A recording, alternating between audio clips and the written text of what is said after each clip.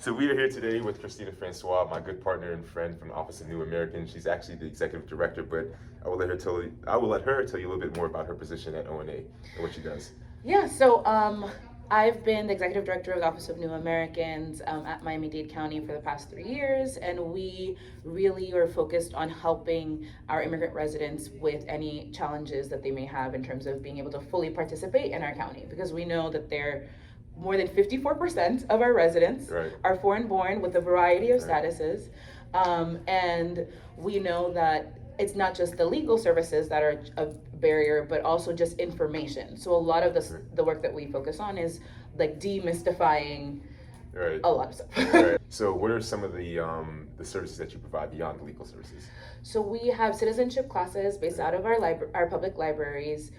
We also do information sessions, and we partner with a variety, with like employers, with universities, with religious institutions, and just anybody who's willing to provide us with a space so that we can share information about what's going on, especially like policy changes. There's a lot of confusion about that. Is there immigration reform? Is there not? What, do I apply for TPS versus DED? There are just so many questions. So we try to create an open forum in person and online. So we have Facebook Lives. We have a YouTube channel.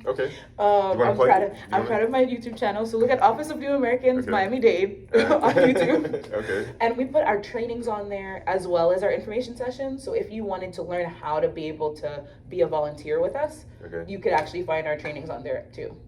And I'm assuming the Office of New Americans has a website as well too that people can access? Yes. So you can go to miamidade.gov/citizenship. We're proud to partner with you all, this TPS clinic.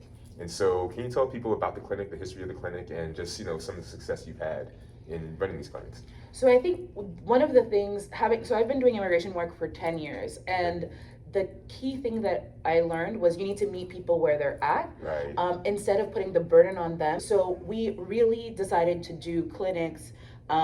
Originally we started with citizenship, then DACA when DACA came out, and now TPS, because we wanted to go into the community physically, like make it so that it's super easy to access. It's a one-stop shop, one day.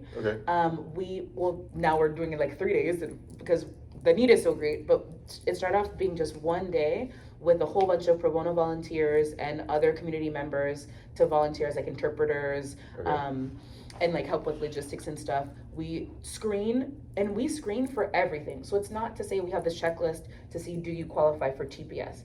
We look to see what are all of your legal immigration pathways that you may be eligible for in having that intake with a lawyer. And then we are able to complete the TPS application. So not just the TPS application, but the work authorization application.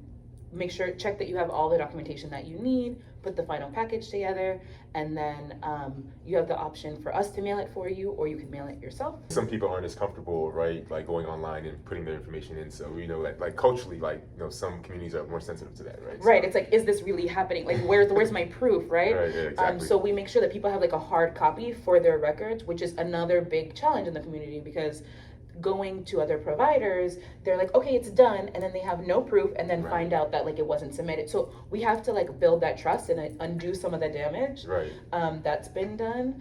So we're really conscious about like the way that we are serving people. So we make sure we have like multilingual volunteers, people that are from the neighborhood, people that are from organizations or their church or whatever organization that they may be a part of. We also actually have like some people who were assisted from like our citizenship clinic or our DACA clinic that serve as volunteers for a TPS clinic because they want to pay it forward. We developed this hybrid model. So there are some people that are in person with us, and then there are a bunch of people that are on Zoom. So if you don't feel comfortable coming physically to the space, you can do it from your phone, from your tablet, from your computer, your library.